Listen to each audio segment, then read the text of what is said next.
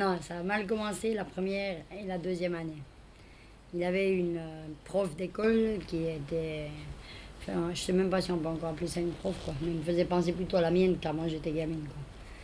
Moi j'avais une sorcière, mais là, il avait trouvé mieux, quoi. C'était... Et c'est vrai que ça l'a bloqué d'entrée. Parce qu'il était pas bien du tout. Il sentait que la prof l'aimait pas. Enfin, disons qu'elle faisait déjà des différences, quoi. Il y avait beaucoup d'élèves, les deux parents travaillaient. Ça dépendait encore ce qu'ils faisaient. Alors, ils étaient vachement bien vus, quoi. Je veux dire, il y en a une, sa maman était infirmière. Elle était bien vue parce qu'elle avait un bon salaire, quoi. Et puis, nous, ben, elle regardait un peu d'après ça aussi. Puis d'entrée, il a été jugé comme pauvre, donc pas intelligent. Mais après, bon, ben, il a été en troisième année, mais en classe de développement. Là, il a eu une gentille maîtresse l'année passée.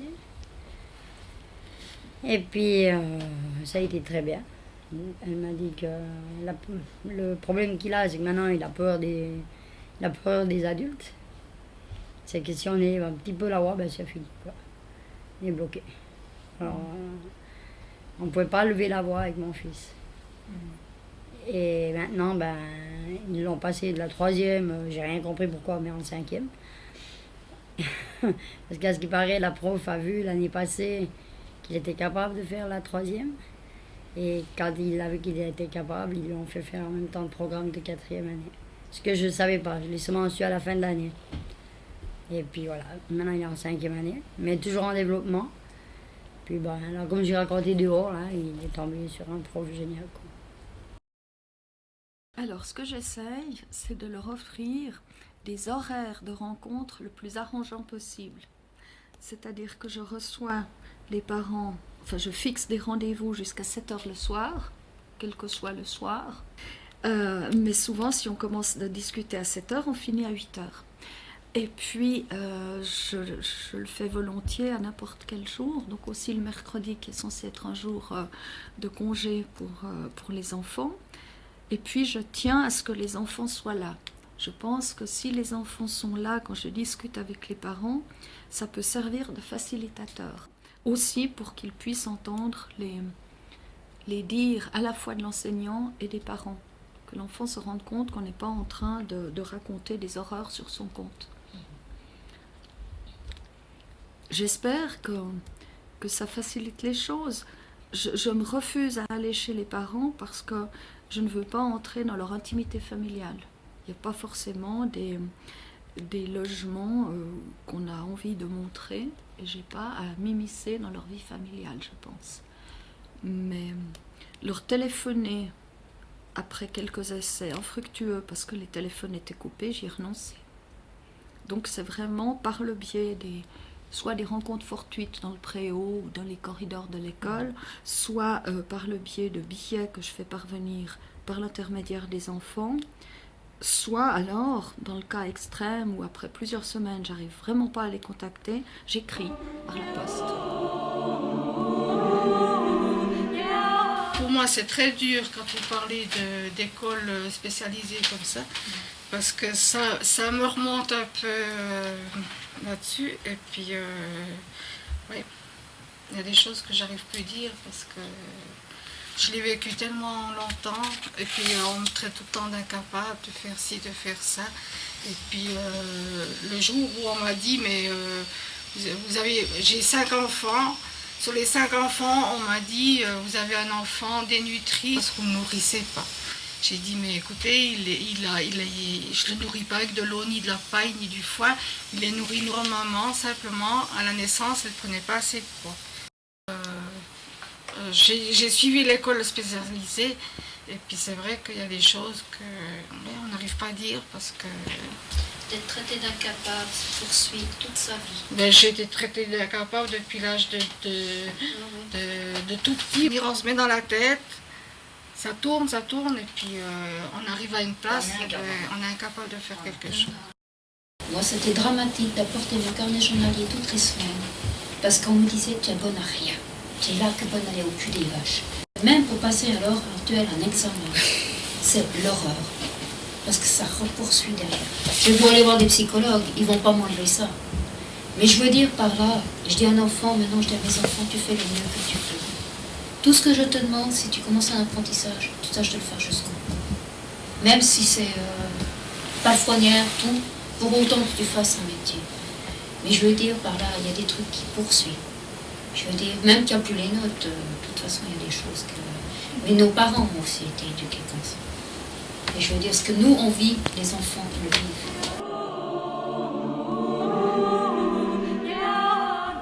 Déjà parce que l'enfant a des lunettes, on se moque de lui.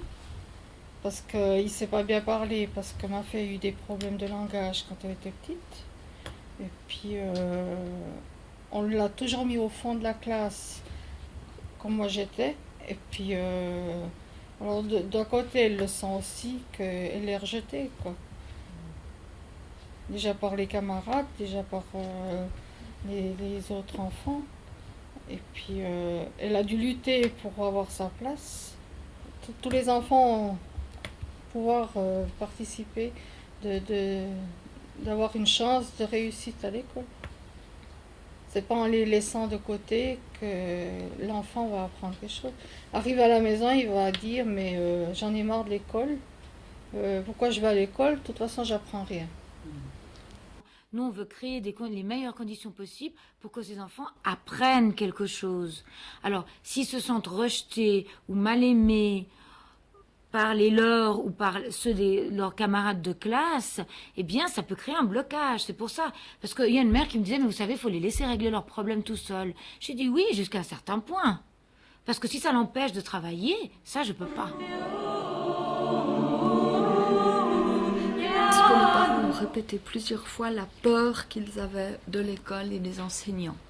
Et ça, j'ai encore maintenant, même si je l'ai entendu, du mal à penser que des parents peuvent avoir peur des enseignants. Parce que pour moi, peut-être parce que je ne suis jamais sortie du système scolaire, parce que je m'y suis toujours trouvée plus ou moins bien, j'ai de la peine à comprendre qu'on puisse avoir peur de l'école. Disons que le maître, il a une opinion. Il a son opinion qui est fondée. Lui, il voit les parents comme ça.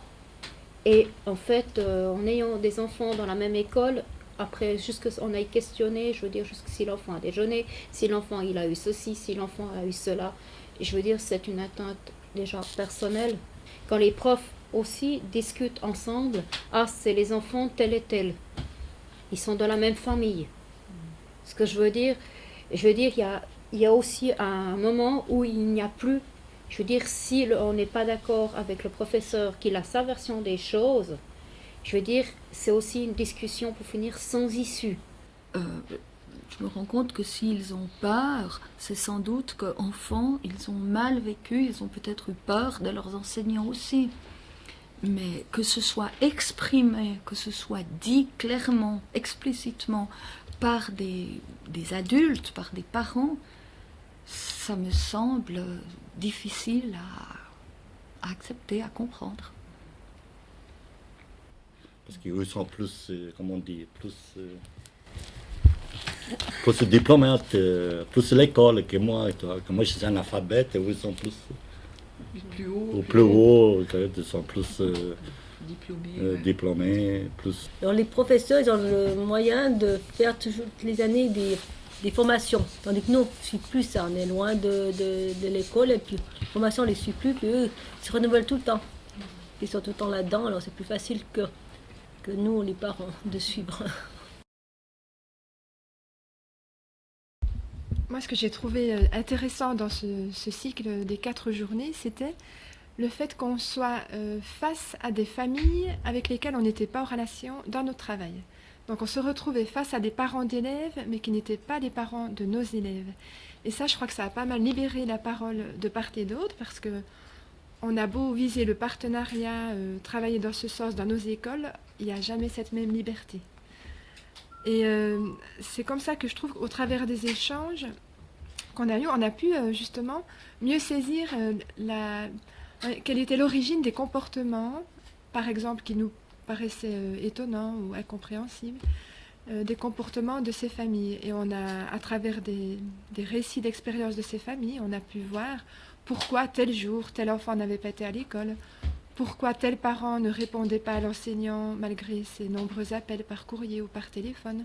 On trouvait des réponses à des comportements que nous aussi on rencontre dans notre pratique. Et je trouve que c'est très intéressant justement de connaître comme ça cette face cachée des familles qui ici se révélaient en fait. Ça nous a appris un peu à communiquer avec les enseignants. On n'est pas toujours sur le même point toujours d'accord, mais qu'il y a possibilité de discuter pour autant que la discussion soit encore possible.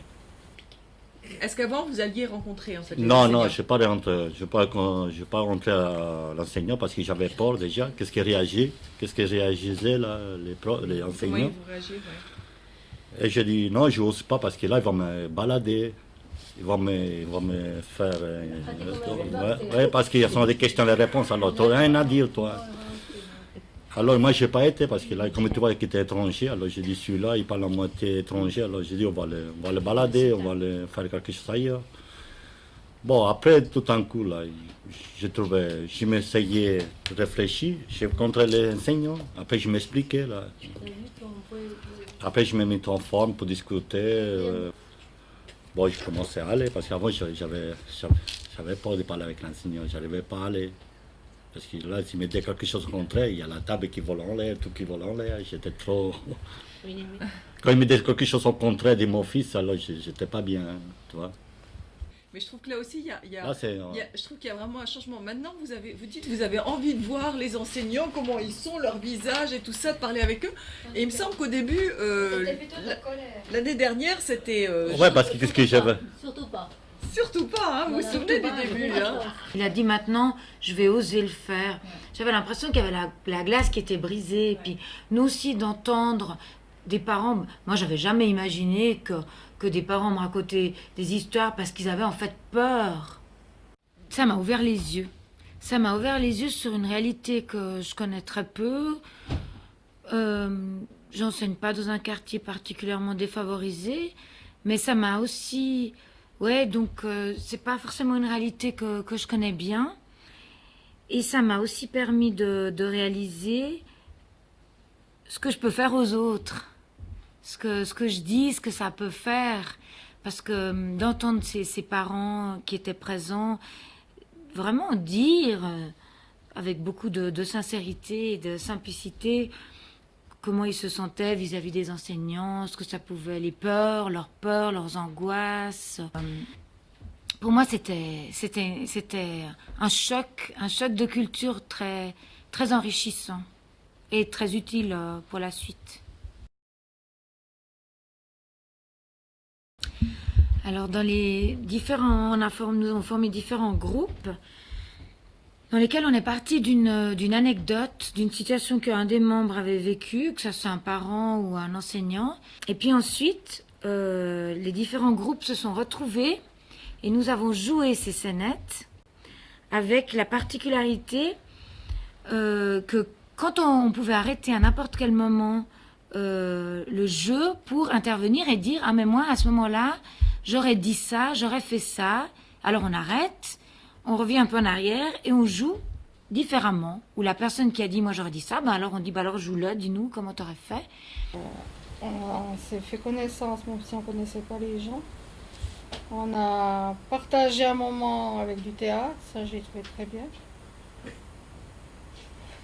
Qu'est-ce que ça a permis le théâtre, faire du théâtre ensemble? C'est de mieux de se connaître et puis d'avoir un peu... la justice de l'école. On a vu, par exemple, dans un truc de théâtre, que certains parents avaient peur d'aller rencontrer le maître ou la maîtresse de classe parce qu'ils ne savaient pas comment prendre si l'enfant allait bien à l'école ou pas. Et puis je crois que dans ce théâtre forum, on a trouvé très bien que la maîtresse et les parents se rencontrent. Oui, moi je dois dire, c'est surtout ce que je retiens, c'est d'avoir découvert, je reviens à la face cachée, mais découvert les ressources de certaines familles certaines mamans que je voyais très, très discrètes dans les échanges qu'on avait jusque-là, qui prenaient peu la parole. Et puis ce jour-là, dans le forum, alors des réparties, mais vraiment qui me laissaient bouche bée. Je me disais, mais c'est fou cette capacité qu'elles ont aussi dans l'échange, à voir juste, à manipuler les émotions comme ça. Comme quoi, avec les familles, je crois qu'il faut avoir beaucoup de moyens, enfin, imaginer beaucoup de moyens d'entrer en relation. Et ici, le jeu était un bon moyen. On savait bien que si les parents disaient quelque chose, je voyais bien que c'était pas contre moi. Hein? C'était ça qui était aussi la différence, la distance, hein? Cette prise de distance nécessaire pour pouvoir aller jusqu'au fond des tripes. D'ailleurs, la construction de cette relation de confiance, elle a trouvé son apogée dans le dernier jour, quand on a pris cette photo, une espèce de grande photo de famille, où on sentait beaucoup d'amitié, et puis même un peu d'affection avec certaines personnes, où vraiment on était tous souriants, et on sentait que c'était le fruit de tout ce travail, hein, qu'une relation, ça se construit, il faut du temps, il faut passer par des phases un peu difficiles, il faut surmonter des a priori, etc. Donc c'était un succès.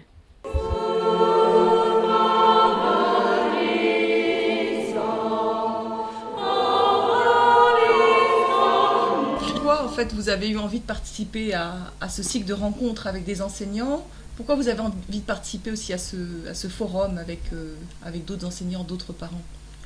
Moi, j'ai déjà une fille qui a 23 ans et j'ai une petite fille, c'est pour l'aider aussi plus tard. Et puis c'est aussi pour aider les autres enfants à mieux se connaître. Et puis qu'on ait plus de contact avec les enseignants, contact parents. Parce que j'ai toujours eu peur d'aller chez les enseignants discuter. Il y aurait moins de séparation entre parents et enseignants. Et il y aura moins d'agressivité, disons, au niveau des parents, de certains parents qui sont comme moi, qui ont un tempérament un peu chaud, quoi. Ou alors des autres parents qui sont, pas vulgairement qui s'en foutent, mais qui ont le même problème que moi, mais qui n'y vont pas, parce qu'ils se disent ça sert à rien d'y aller, on ne sera pas écouté. Et puis du coup, c'est les parents, c'est les enfants qui trinquent derrière, parce que le côté enseignant, il se dit, ouais, il s'intéresse pas à son fils ou à sa fille, ça sert à rien qu'on fasse trop. Aux autres parents, comment vous direz ça alors? Ça vaut la peine ou pas d'aller? Comment vous leur diriez Disons, je dirais que, comme j'ai dit tout à l'heure, il faut pas, s'il y a un problème avec l'enfant, avec l'enseignant, il faut pas attendre une semaine ou deux pour le dire qu'il y a ce problème-là. Il faut le téléphoner tout de suite et puis il faut avoir rendez-vous tout de suite avec les parents. Il faut pas attendre. Si on collabore avec un enseignant, qu'on arrive à s'entendre, je veux dire, on peut avoir des enfants en difficulté. Je veux dire, malheureusement, dans la société aujourd'hui, il y a beaucoup de gens qui sont en difficulté. Plus on discute avec les gens, plus on s'aperçoit qu'il y a des gens qui ne joignent plus les deux bouts. Mais je veux dire, l'enfant aussi va se sentir soutenu. Mais je veux dire, ça consiste aussi à des gens qu'il n'y a pas toujours question d'argent.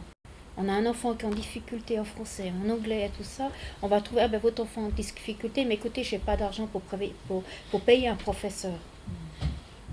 Je veux dire, il devrait exister dans chaque des professeurs qui soient là peut-être une fois par semaine ou deux fois pendant ce temps que les enfants ont congé, avoir des cours qui sont mis à la disponibilité, mais gratuitement pour les enfants qui sont en échec.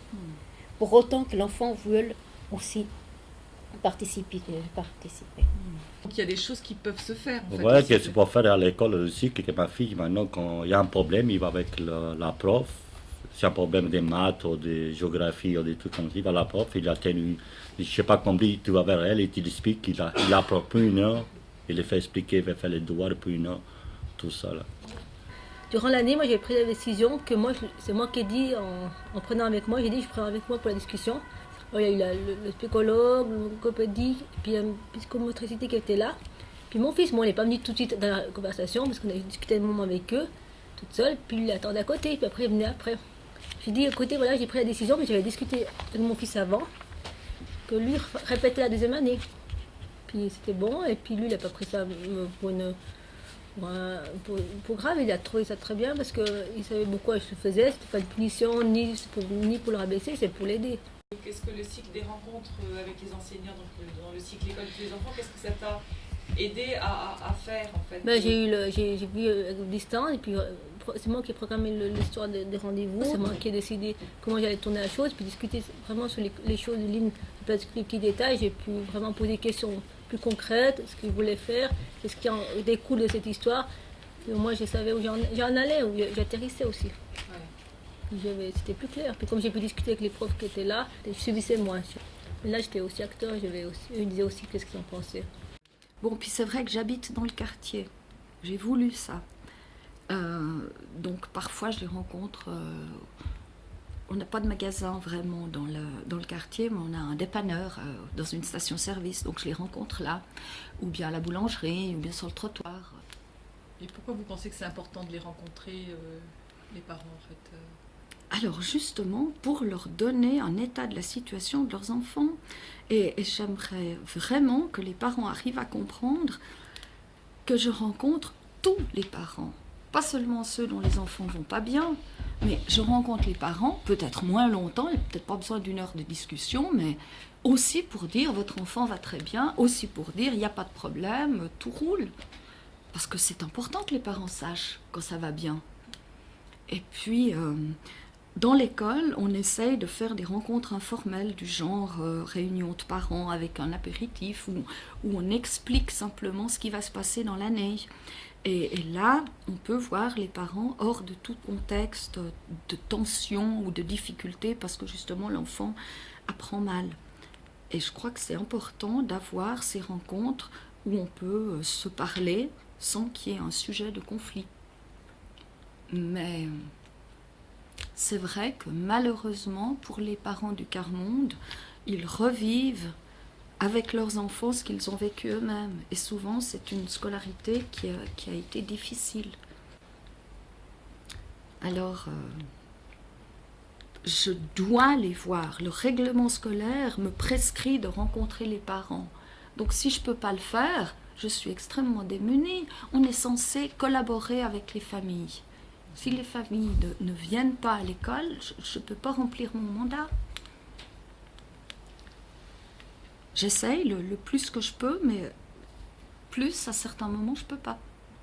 S'il y a des problèmes d'apprentissage, il faut pouvoir en parler.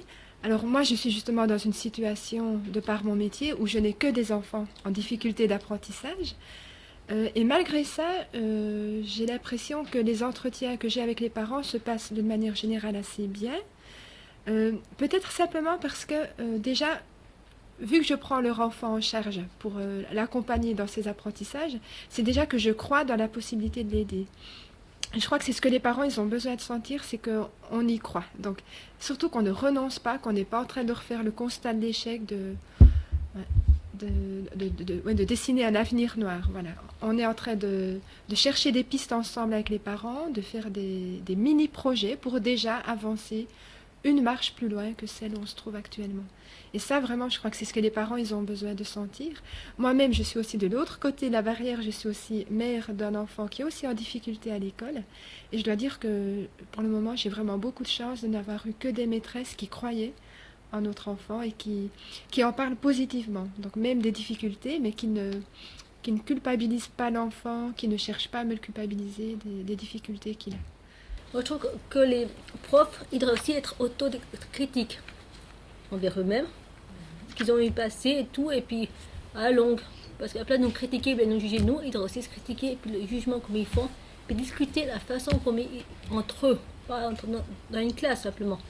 Aussi entre eux, comme ils enseignent les cours, puis le comportement en général, comme dans les récréations, dehors et tout. Dans une classe, ils font comme ça. Notre classe, ils font autrement, puis après, les défauts et les qualités, ils les gardent chacun de son côté, puis ils ne transmettent pas. Et ça, c'est une perte, je trouve. Comme les 2 dernières années, moi, j'ai eu chaque vendredi, les enfants pouvaient s'exprimer. Ils avaient un espace où ils pouvaient dire, moi cette semaine j'ai eu un problème avec cet élève, alors il notait, par écrit ou bien je sais pas comment, comme quoi il pouvait râler, ben, j'ai un problème avec cet enfant, et je proteste contre cet enfant, l'autre enfant il pouvait dire, défendre son point de vue aussi, alors comme ça, la maîtresse était comme arbitre, puis voilà, moi j'ai discuté avec cet enfant pour X raisons, puis l'autre il disait, moi j'ai senti les choses comme ça, puis ça allait pas trop loin. Maintenant ils font plus dans ma classe, ça je trouve c'est dommage. Moi, j'ai eu envie d'essayer de faire partager ce souci avec mes collègues. Alors, c'est évident, on a forcément des familles qui ne roulent pas sur l'or dans le quartier. Et bon, ben, c'est souvent des familles en détresse, mais on ne réalise pas à quel point elles peuvent l'être. Et puis ça, je pense qu'on peut approfondir le sujet, mais il faudrait qu'on le fasse non seulement une personne, mais comme il y a quand même plus de 20 classes dans l'école, il faudrait qu'on soit plusieurs à approfondir ça ensemble. Il faut pas seulement qu'il y ait 2 couleurs. Bon, 2 couleurs, c'est encore rien, c'est déjà pas mal. Mais il faut qu'il y ait plus de transparence des 2 parties. Comme ça, les enfants, ils peuvent choisir quand même un petit peu. Ils peuvent partager l'amour et puis l'instruction. D'un côté, il y a l'amour et puis de l'autre côté, il y a l'instruction. Qui peut se compléter, les deux. L'amour et l'instruction, c'est très important. Ça, avec ça, on fait la muraille de Chine avec ça.